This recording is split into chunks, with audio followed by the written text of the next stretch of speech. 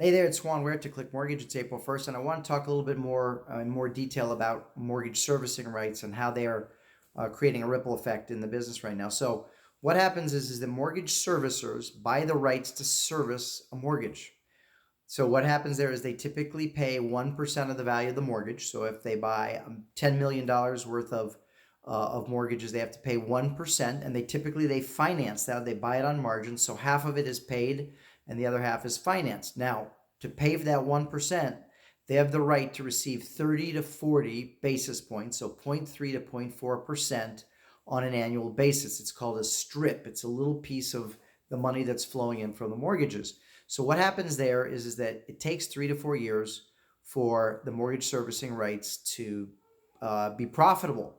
Now, there is a factor built in that there will be runoff. There will be people that refinance previous to the 3 years. There will be people that default, and that is built into the equation and is built into that 1% that they pay. What has happened during this process with the concern of what's going on with people's ability to pay, the value of mortgage servicing rights decreased by about 50%. So the value went from about 1% to about 0.5%.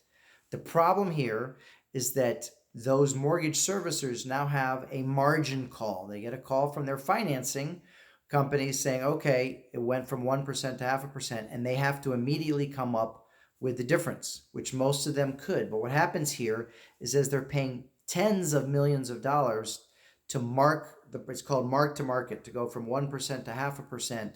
They then don't have the funds to go out there and continue to buy other mortgage servicing rights. They don't have the ability to engage in this very vital role. So because of this drop, interest rates were affected. They were had to increase because again, they became less valuable. The servicing became less valuable. So this is a big problem that's been going on in the mortgage market.